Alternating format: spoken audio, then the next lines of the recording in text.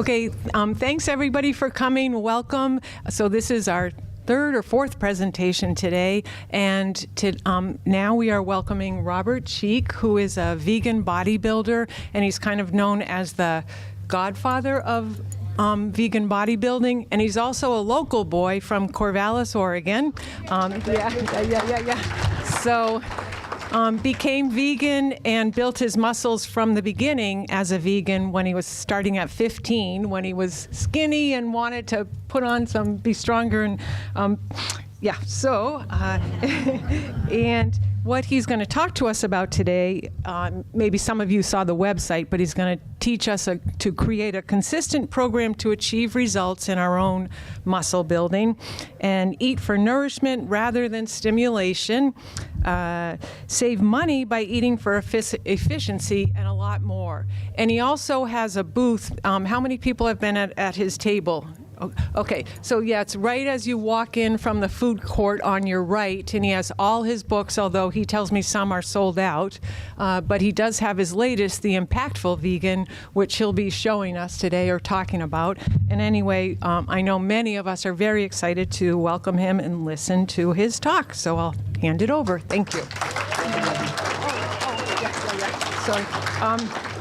Two things I have to mention is first that Compassionate Living produced this festival along with our group, Live Lifestyle Medicine, and also this is just not medical advice, it's just education for us all. So thank you. All right, thank you, Debbie. Appreciate it. All right, let's see if I can move around with this thing. Hello, Eugene. Keep it going for Debbie. Thank you. It's great to be here. Great to be here. I see some familiar faces, some I haven't seen in years. This is really cool to see. I mean, people from my Portland days, from my Corvallis, my own neighborhood, haven't seen in 25 years. They're in the back. Friends I met 20 years ago. It's so great to be back in Oregon. This is awesome. I live in Colorado these days, but I was born and raised down the road, or up the road as it were, in Corvallis, Oregon, which is where I started my vegan journey. And I figure we'll start there, and then we'll get into all the nuances of building your body on a plant-based diet, something that I have done for 30 years, or as I like to say, I've been vegan since the late 1900s, before the turn of the century. So I've got a little bit of experience doing it. But let me tell you how this all began for me, because I think that's fundamentally important. Our why is what keeps many of us here in this room. You know, why are you vegan? Dude, who cares? Right? Who cares about animals? Who cares about the planet? Who cares about your health? Well, if you do, state your case. Show me with your actions. Show me how you show up in the world, right? If it matters to you, wear it on your sleeve. And lead by example and become an impactful vegan. So this is how it started for me.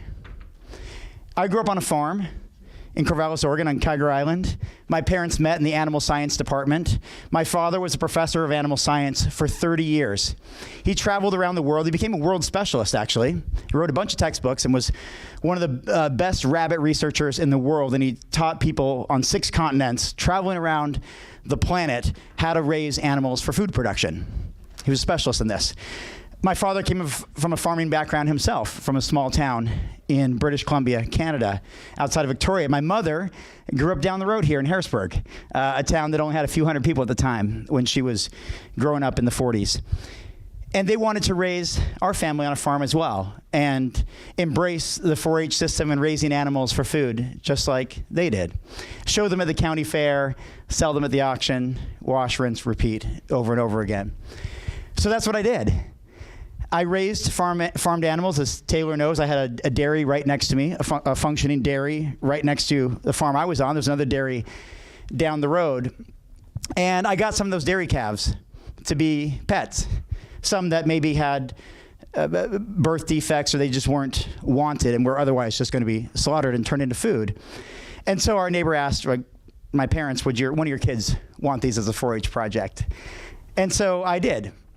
So in addition to dairy calves, I showed chickens and rabbits and guinea pigs and all sorts of animals. But I think when I reflect back on this, as I do lots of podcast interviews and have conversations about what was my turning point or my why to become vegan and stick with it for 3 decades, one of those reasons was raising a dairy calf that I would bottle feed before getting on the school bus and come home and bottle feed and play with, and a calf who would follow me around much like a dog would. And then I decided that it was time for him to be turned into someone else's meal. And I broke the trust of the individual who loved me more than anybody in the world, right? Because I was the provider. I was a source of bottle feeding, nourishment, of friendship, so to speak. And so that didn't sit super well with me. And that coincided with my older sister's influence.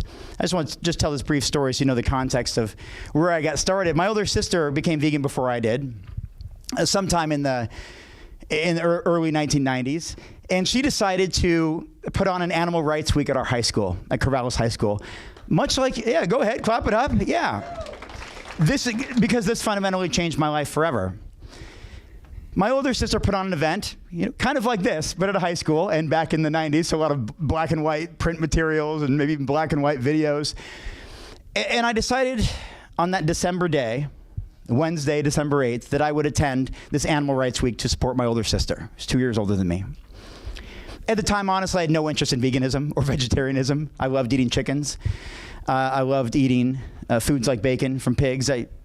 That was enjoyable to me. And I was a really small kid. I weighed 89.25 pounds in 8th grade, barely 100 pounds when I got into high school. And at this point, I was a sophomore in high school, at maybe 120 pounds, because like Peter, I wrestled 133 the next year. So I'm guessing I was about 120 pounds at this time, but I wanted to get bigger and stronger. I was a product of the 1980s of pro wrestling and He-Man and Captain Planet. And I wanted to be like that, especially being small. I wanted something that I had never had. And so on December 8th, 1995, I went to this Animal Rights Week. Skeptical, not so interested, but supporting my older sister. And I listened to speakers, much like you're doing throughout the day today. I watched videos of large-scale, industrialized factory farming and animal testing. I read literature, and like I said, a lot of these were black and white materials back then. I ate vegan foods that were provided, and very importantly, I had conversations with people about why this mattered to them. Whether animals, especially farmed animals, matter in our society or not, or if they're just there as commodities. And I decided I would give it a try, and I would become vegan. So I embraced it with all kinds of energy and enthusiasm. And after a couple weeks, I didn't feel so good. I questioned whether I should stick with it. Let me tell you why. I was a sophomore in high school, 15 years old, didn't have a lot of my own money, wasn't driving. I would have breakfast. Maybe this was some sort of sugary cereal with a soy milk or the translucent rice milk back then. I don't recall necessarily. Then I'd go to school and eat those white refined French bread rolls. I love them, you love them, warm, fluffy, they're great stuff. I'd go off to class, and for lunch I'd have chips and salsa and some sesame seed bagels and maybe some candy and natural soda. And I'd go off to one of my many sports practices. Like Taylor, we played soccer in the fall, and I had track and field in the spring, and all these different sports I played. Then I'd come home and have usually maybe some spaghetti and put peanut butter on it. I invented pad thai and didn't even know it. That's mine. I invented it. Unbelievable. It's like super popular. It came from me. You're welcome. For those who enjoy it, you're welcome. And then I'd come home and have some hemp-based ice cream after dinner and call it good. Notice anything there? Yeah, I didn't eat any food. I gotcha. I had some tomatoes in the salsa, and the chips and salsa at lunch, and a couple sesame seeds. Tremendous calorie source. Why do I say that? Because it didn't really work for me. Has anyone in this room ever met anyone who said, I tried being vegan, didn't work for me? Okay, the rest of you are liars. It's okay. We've all come across that, right? We've all said, I've tried being vegan or vegetarian, it didn't work for me, right? Just like I've tried a fitness outcome. I tried burning fat or building muscle, just didn't work for me. Yeah, we've all been there. That's why New Year's resolutions end on January 17th. Wait another 11.5 months and try again. So what happened there? I wasn't really eating food, but I was a 5-sport athlete, and I was determined, and I had this ethical viewpoint that I wanted to not contribute to unnecessary animal suffering. I wanted to stick with it, but I didn't feel very well. So I had to learn about food. We grew up on a farm. We had all kinds of food right outside. I could pick apples from the tree, pears from the tree, plums from the tree, corn and potatoes and beans and all these things from the garden. I just had to embrace what was around me and do it. And so I did. And I was a fairly successful 5-sport athlete in high school. I didn't always fit in with the soccer guys, and so after we won the state championship the year before I played varsity, I played 1 year of varsity soccer, and then I quit to run cross country where a lot of my friends were. And I was fast. It was something I was good at. And I was able to show that I could have this great success. We were ranked number 2 in the state in cross country at Corvallis High School as a cross country runner, but I checked in right here. What do I really want to do? Like, what do I want to do, and how do I want to show up in the world with what I believe in now? And that's what I wanted to get bigger and stronger. Not just for me, but everywhere I went. Everyone I talked to, whether they were teammates on sports or coaches or classmates or family or friends, everyone said this is not going to work. You can't build your body without animal protein. This is back in the mid-90s before the internet was something we all had at home. Not a lot of resources out there, not a lot of support. But I wanted to show that I could do it. I wanted to prove, I didn't know this whole internet thing was going to be a really big thing that you could be on like a Wikipedia page and stuff where you can find me now. I didn't know that. I thought you'd see like Brad Pitt or famous people on the internet. But what I wanted to do was show my community in front of me. My family, my classmates, my teammates, those who questioned whether this was a viable option. And even if it wasn't, even if it was true that you couldn't build your body with plants, I still didn't want to eat animals because I raised them. I saw them as individuals who wanted to live their lives free of fear, pain, and suffering just like me. I acknowledged that. And I said, even if this doesn't work, I'm going to stick with it. But what if it works? What if I can make this work? And so I tried. I hung up my running shoes. I even ran 1 year at Oregon State University, which I realize is nothing like running for the University of Oregon at Hayward Field and Tracktown, USA in Eugene, Oregon, but it was a small running club at Corvallis, and I loved it. But I decided I was going to hang that up and start lifting weights and build muscle. And after an entire year of lifting weights with all the enthusiasm I could muster, I gained 1 pound. Thank you. Thank you. That was like a quarter century ago, and it still hurts. How do you think that made me feel? Not awesome. Maybe they're right. Maybe this is not going to work. Maybe it's not a viable option. But I've been down this road before. I tried veganism, but I didn't eat food. And I wondered why it didn't work. I was just eating ultra-processed foods. Super concentrated, calorie-rich, nutrient-poor foods that just stimulate you, full of sugar and caffeine and, everything else, oils, all this stuff. I wasn't eating real food. Once I figured that out, okay, things work themselves out. So I had to make an assessment here. What am I doing? Well, I was lifting weights, but I was also running a lot because that's what I was good at. I was cycling. I was doing push-ups and crunches. I was playing basketball and soccer. I was burning so many calories. I was expending so much. I wasn't eating enough that I could repair damaged muscle tissue and rebuild, replenish, and get bigger and stronger muscles. I was not scientifically putting myself in a position to build muscle, and I just waved my hand, it's not working for me. Yet I never put myself in a position to do it. So once again, I had to figure things out. So I'm going to date myself here a little bit. Is anyone here familiar with the Body for Life program? Bill Phillips' Body for Life program? Handful of people? Okay. It's probably... Oh, wow. Someone really doesn't like the Body for Life program. Okay. All right. I won't tell Bill. So the Bill Phillips Body for Life program is probably the most successful body transformation program in history. Came out in the late 1990s. Massive, massive success. It helped people lose weight, build muscle, do all kinds of things. Body transformation. And I know, like, they're complicated. They're complicated. It's like the plant-based diet, and it's like exercise. I don't work here. At first you fail, first you stumble, and then you get it. No, it just automatically is going on. Yeah, hopefully we'll get that. But what Bill Phillips was doing in this Body for Life program was just two things. He was asking people who read his book and followed his program, really, for two things: consistency and accountability. He was asking us to work out 6 days a week, but never more than 52 minutes, for those who know. 46-minute workouts, 52-minute workouts, but it was showing up day after day, not making excuses or I don't have time or I don't feel like it or I'm not in the mood. And to eat 6 times a day, proteins, carbohydrates, and fats consistently throughout the day to reach certain targets. I had tried to build muscle on my own, and I gained 1 pound in a whole year, as I just told you. I did this Bill Phillips Body for Life program, just a book I heard about,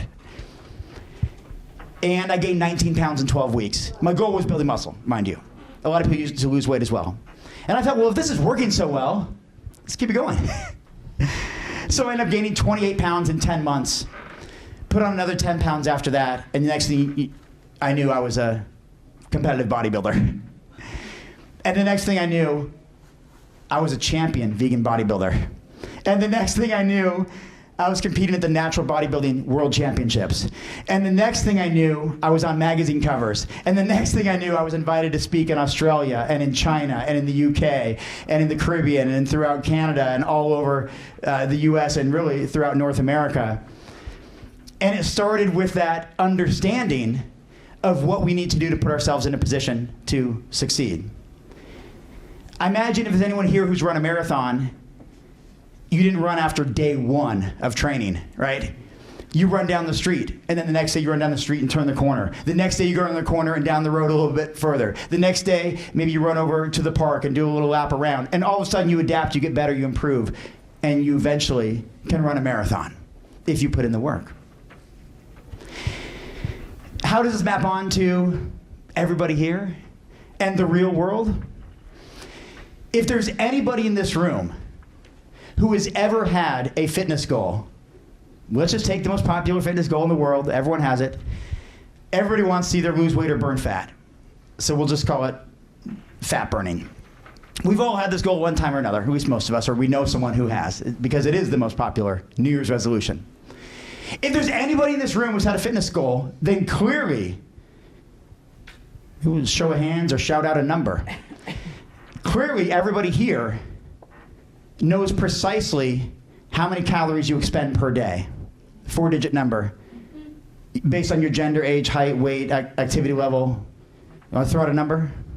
2,000. 2,000 sounds pretty generic. It's good because it's going to be unique to each person, right? 3,255. 3,255, yeah, exactly right. Once we know that information, then we can create the results we're looking for. How can you possibly expect to burn fat or lose weight if you have no idea how many calories you expend per day? And of course, everyone knows, again, throw out a 4-digit number, just the closest number that your average, how many calories do you consume per day? Everyone knows that on average for themselves? 3,255. I like what I'm hearing back there. Right. 99% of people don't know this. Yet we say, I can't lose weight, or I can't build muscle. It's just not, I'm not built for that. I don't have the genetics for it. I didn't either. I have no business being here. I barely weighed 100 pounds when I became vegan. I was 89 pounds in 8th grade. But I've been a champion vegan bodybuilder touring around the world. I got up to 220 pounds. I put on 100 pounds on a plant-based diet when the #1 objection to veganism in the 1990s and in 2025, aside from I don't care, is can't get enough protein on a plant-based diet. You can't build muscle without animal protein. I've been working for 30 years to put that to rest. But if we don't know, on an individual level, you and you and you and you, how many calories you're expending per day and how many calories you're consuming per day, how can you possibly expect an outcome of burning fat or building muscle? Just like my frustration, I tried and it didn't work. I gained 1 pound in a whole year. I did not put myself in a position to build muscle. Just like New Year's resolutions and January 17th, it didn't work for me. I got to wait another 11 and a half months and try again because we don't put ourselves in a position to see the results. We get frustrated, we get discouraged.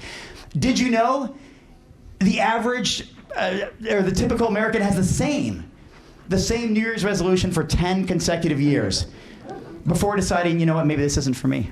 And change something else, try something different. So here's what I'm telling you today. There are tools for this. One is called the Harris-Benedict equation, Harris-Benedict equation, or Harris-Benedict calculator. It's going to factor in things like gender, age, height, weight, and very importantly, activity level to determine, as close as you can get, how many calories you expend per day. We should all know that. It's our basal metabolic rate plus activity, right? Not just non-exercise activity thermogenesis, NEAT, but actual physical workouts. You got to factor that calorie expenditure in. Once you know that number, then use an app like MyFitnessPal or Chronometer or something like that and track your calorie intake. I'm not saying track your food for the rest of your life, but if you are not burning fat or losing weight or building muscle or maintaining the way that you want to do it, it very likely has to do with a lack of awareness of what you're doing. In fact, if I were to ask anybody in this room, except for maybe him, if I were to ask anybody in this room to record with accuracy what you ate yesterday, nobody here in this room could do it. Not with the right portion size, not with the calorie content, not with the macronutrient breakdown, not with the fiber content. You could not do it. Even if you think, oh, I track myself all the time, you still wouldn't be able to recall it. You'd miss something. You'd miss the soda you don't want to talk about. You'd miss the alcohol or caffeine you don't want to talk about. You'd miss the chocolate. You'd miss, or something you just overlook because you have it every day. Bananas on your oatmeal. You just forgot about it. You had oatmeal. Nobody knows. You don't know what you ate yesterday. But when you document this stuff for a period of time, you get to know who you are. You are, as a physical byproduct, you are the sum of what you do with what you eat and how you move, how you exercise. Did you know? Sit down for this. Okay, some bunch you're sitting down. Some of you back to the wall. Careful.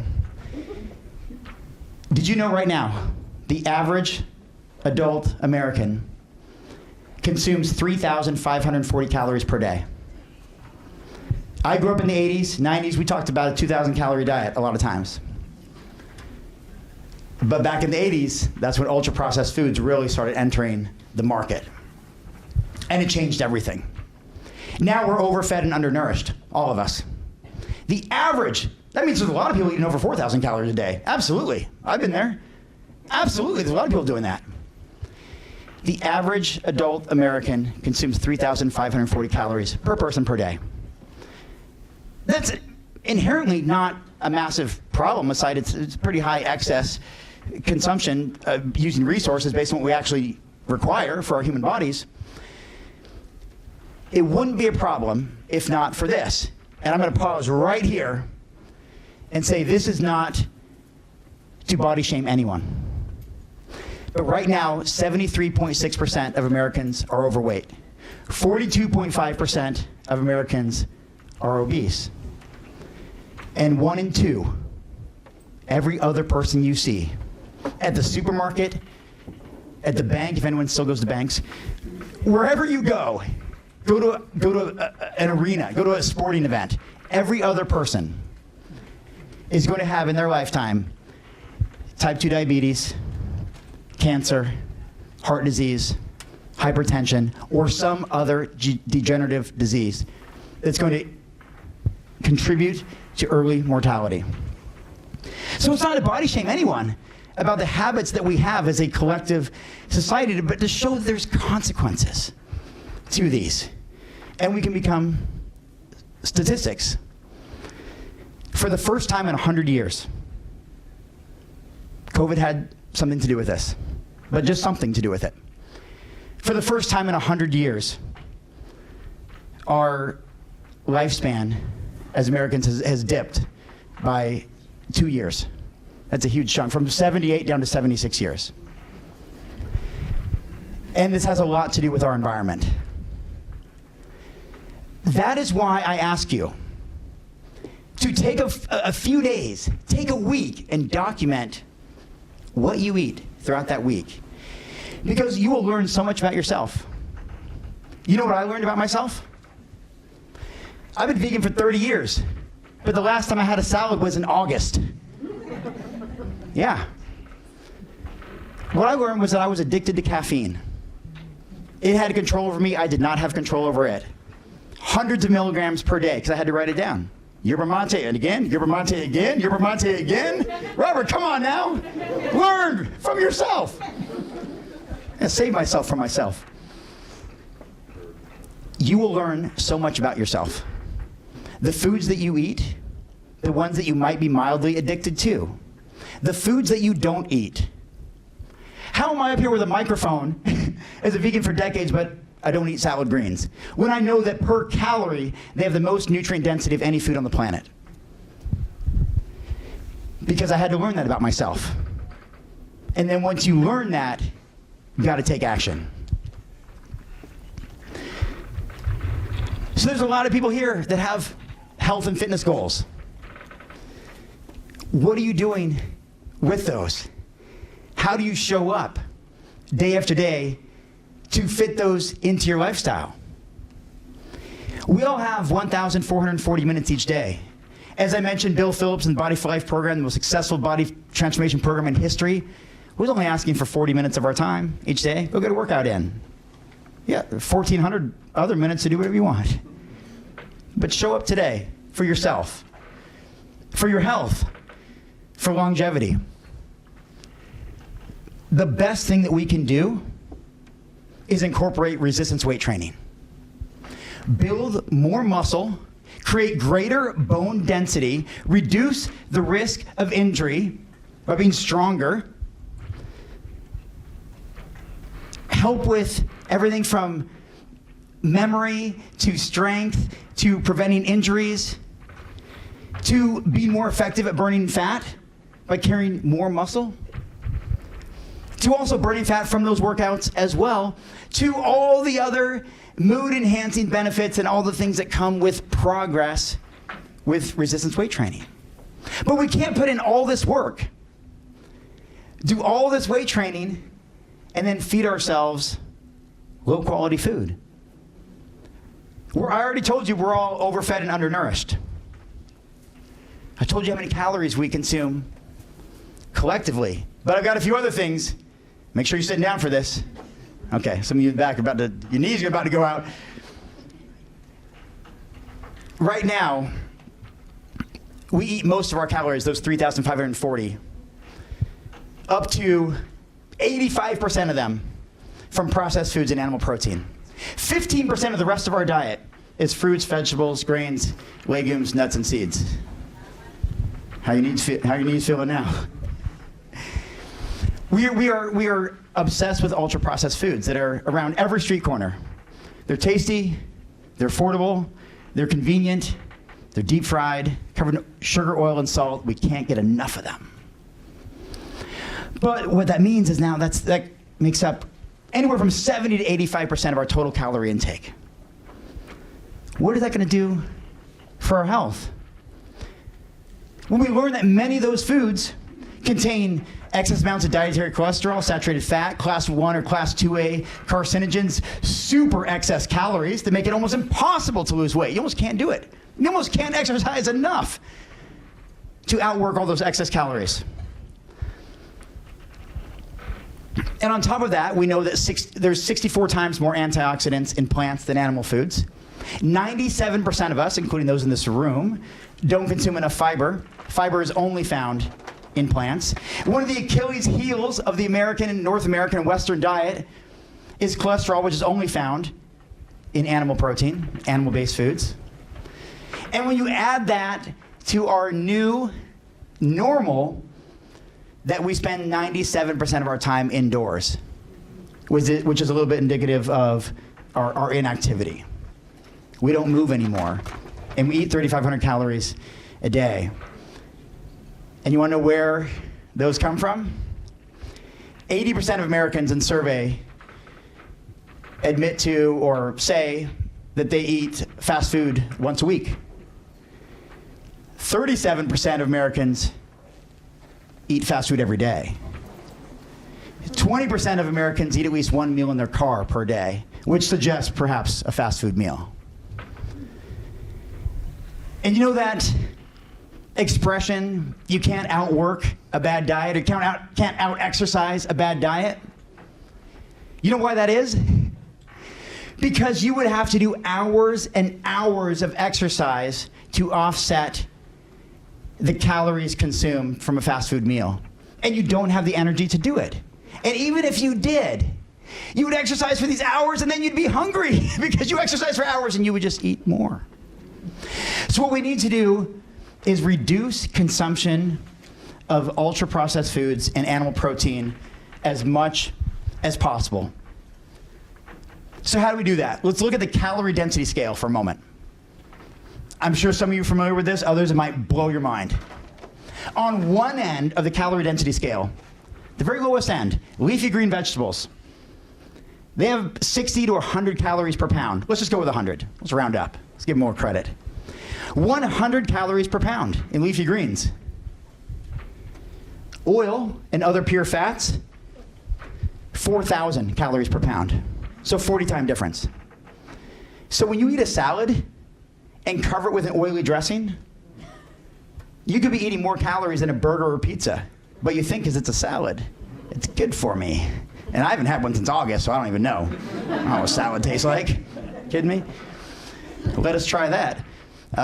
Let us turn up the beat. You know what I'm saying? Those are vegetable references. Let us turn up beat for those in the back. Yeah, you got it right there. See, here we go. Let's keep going. The other end over here, 200 calories per pound for vegetables. Might surprise you. Another plant-based food, nuts and seeds, 2,800 calories per pound. Nut butter on a bagel. We'll get to breads in a second. Back over here, my favorite, fruits. My favorite fruit, I can't get enough of fruit. 300 calories per pound.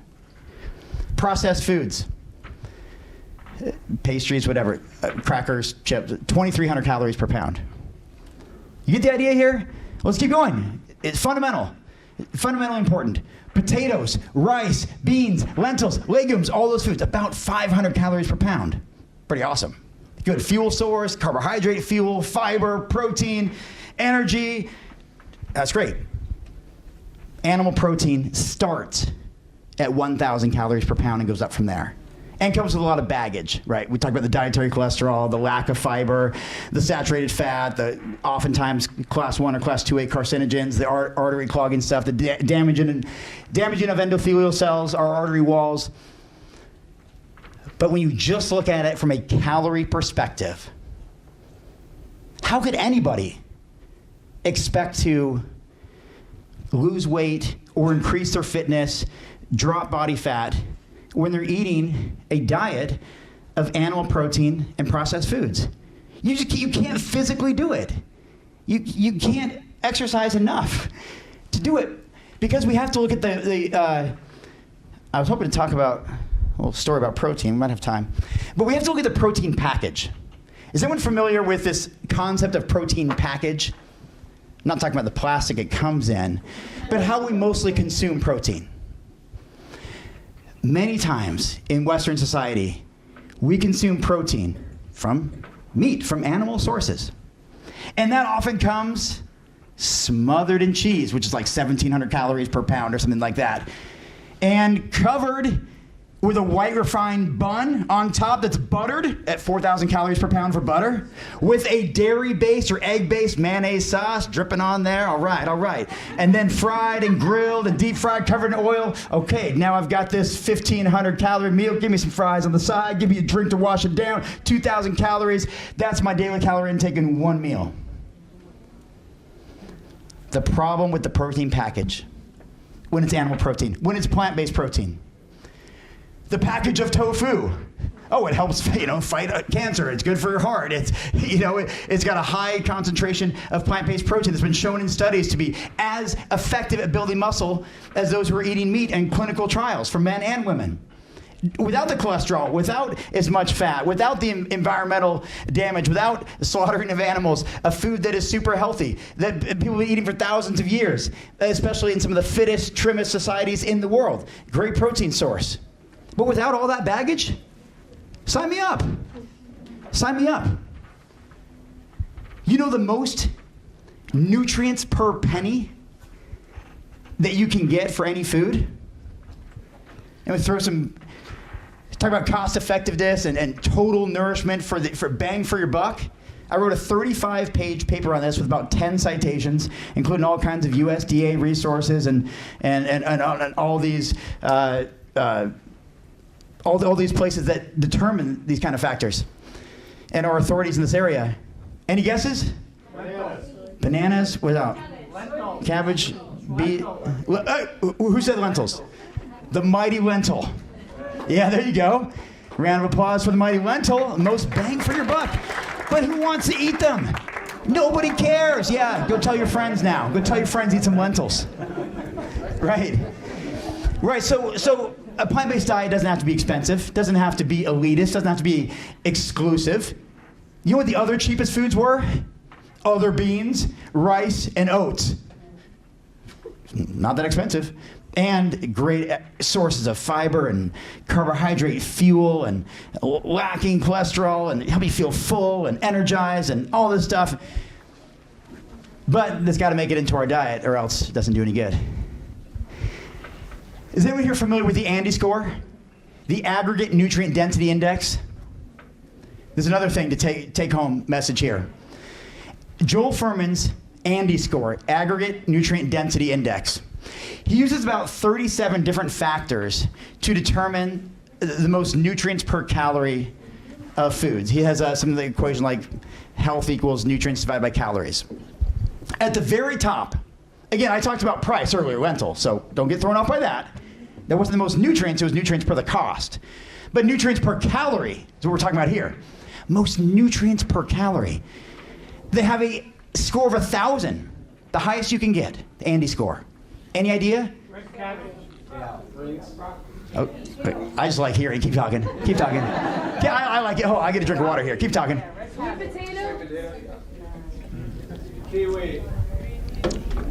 Okay, a lot of good. I like audience participation. Parsley. Dark leafy greens like kale and collard greens and mustard greens.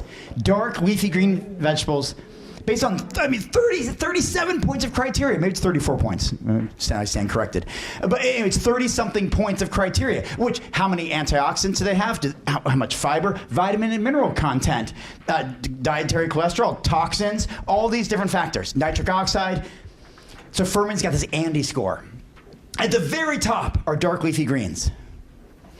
So now we know these are the most nutrient-dense foods that we can consume. And down the list, you start getting Brussels sprouts and some other vegetables, and you get legumes like lentils and stuff, and again, starts at 1,000. And you go all the way down, berries, of course, fantastic, sweet potatoes, all down the list. You've got to go all the way down, and it's pretty low. You've got to go all the way down to, I believe it's a score of 38 to get to the first animal protein source, which is either shrimp or salmon. From 1,000, you got to go all the way down to 30s. And by the way, I know some people in this room love this stuff. The worst, the lowest score you can possibly get for food. Any guesses? Oil. Fried meat.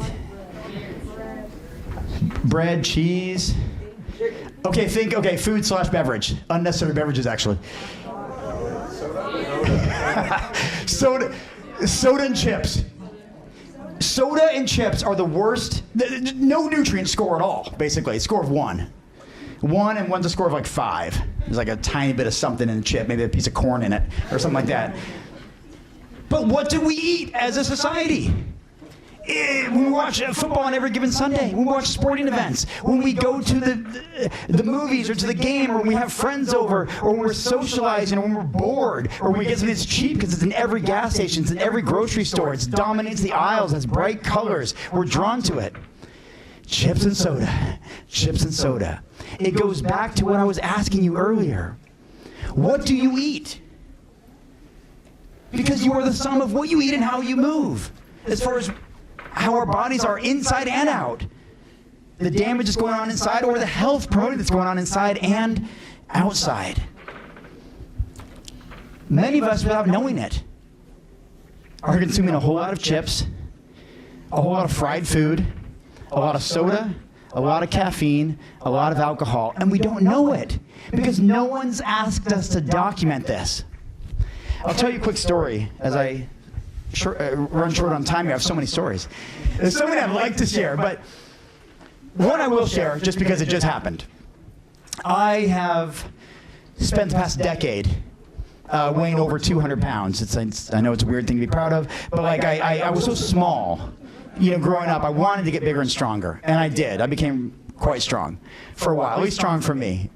And I carried a body weight of over 200 pounds for a decade. Peter and Jill and many people in this room have known me for a long time and have seen, my body change a lot based on what my personal goals were, how I felt.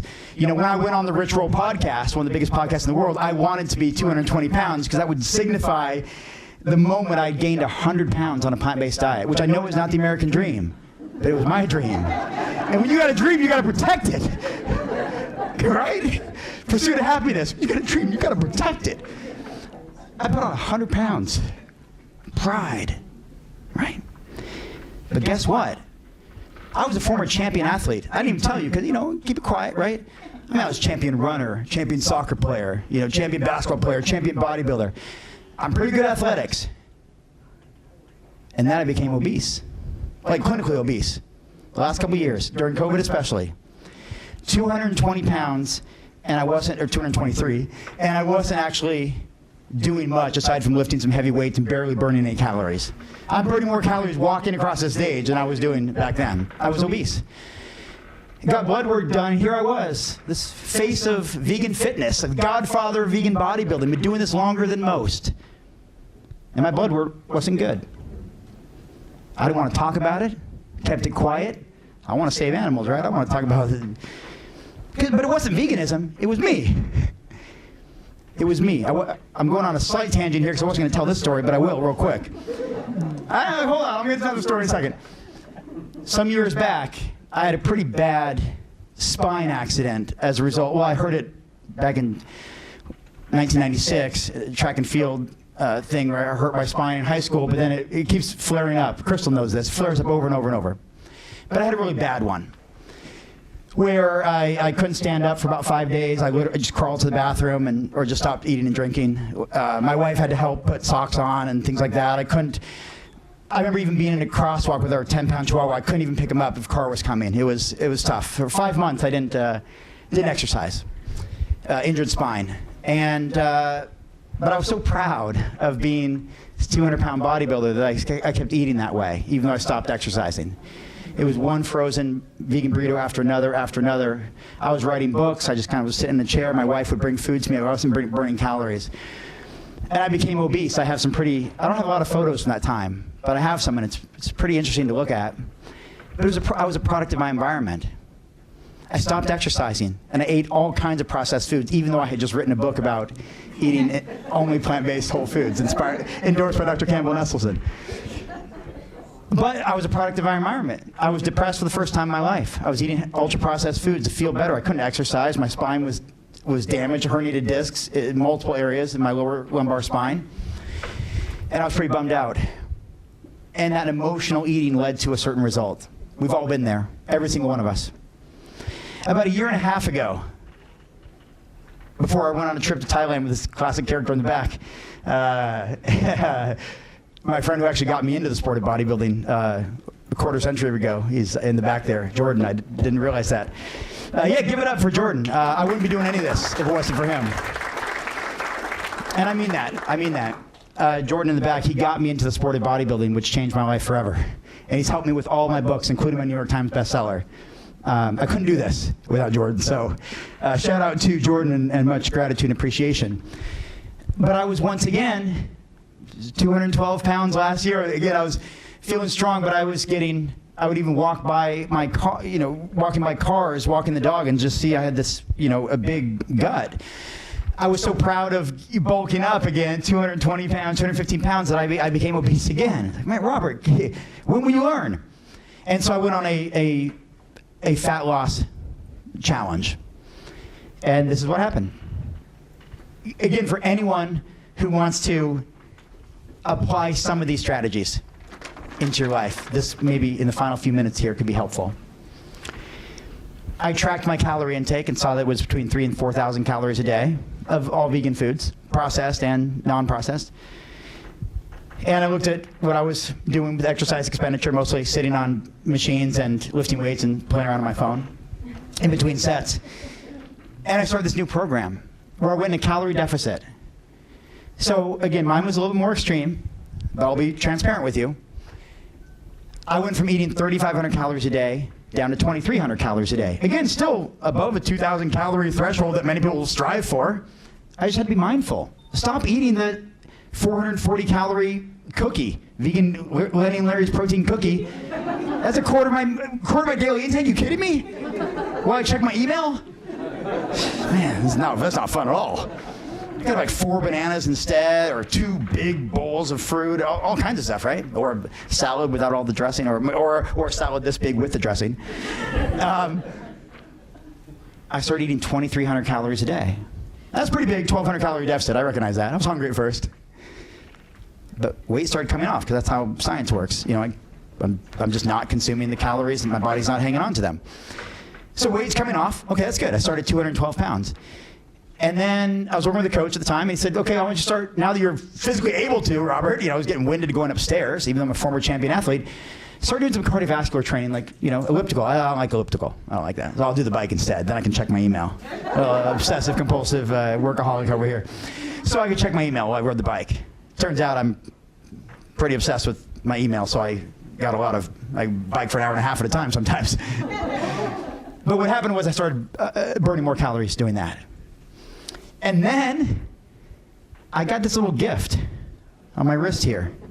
I'm as low tech as it gets. The microphone's about all I can handle. I don't know how to use apps on a phone, really. I can't even log into Facebook on my phone. I use my laptop. My wife got me this Fitbit. And I realized, man, Robert, you're a former champion runner. I once ran 39, it's nothing to brag about, but I ran 39 miles in 2 days. That's a marathon and a half marathon the next day. I was a decent runner. Ran at Oregon State University. I was good. Whew, 3 minutes. But I realized I'm a writer, and I'm really good at it.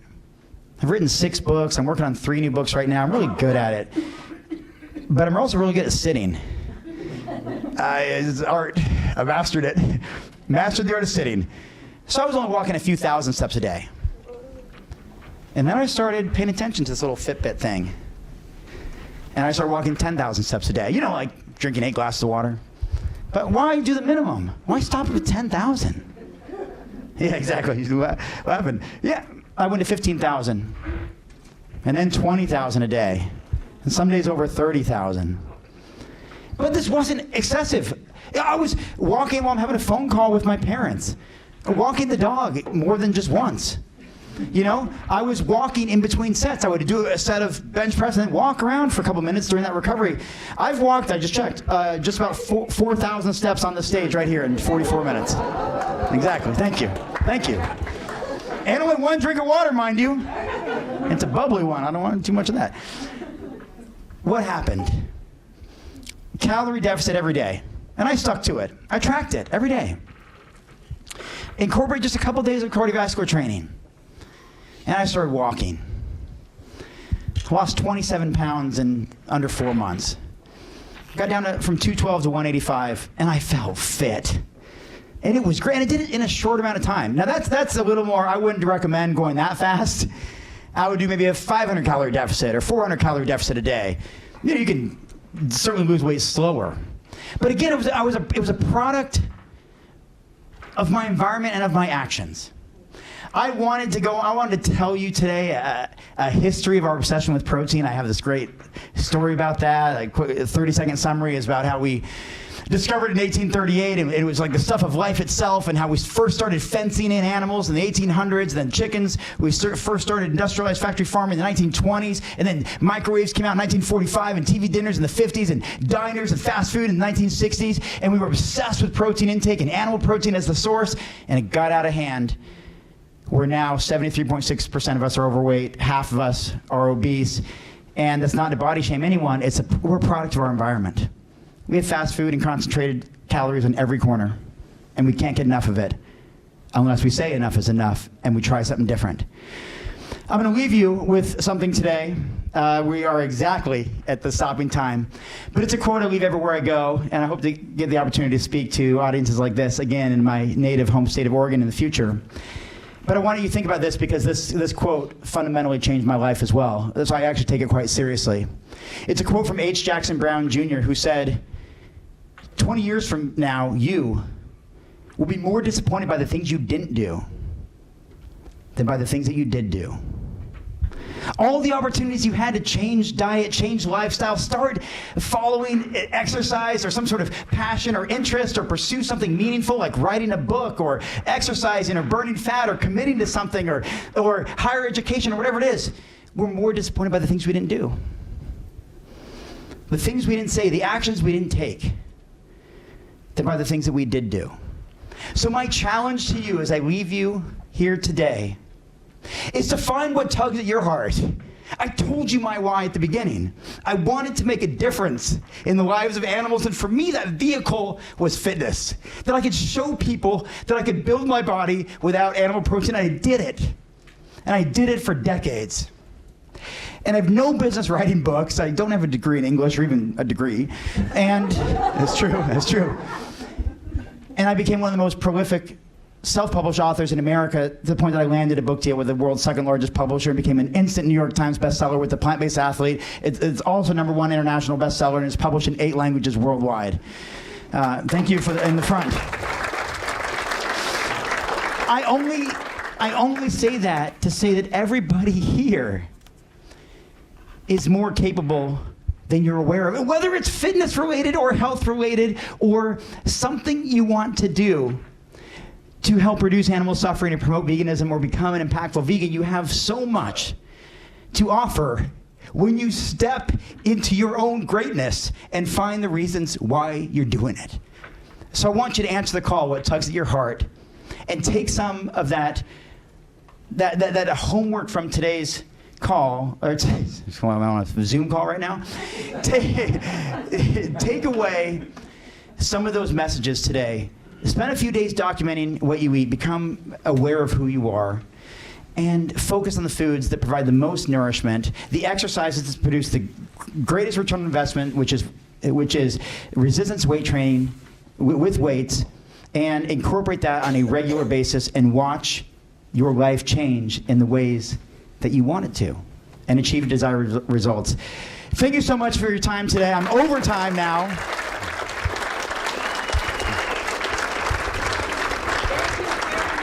Thank you, everyone. I appreciate that.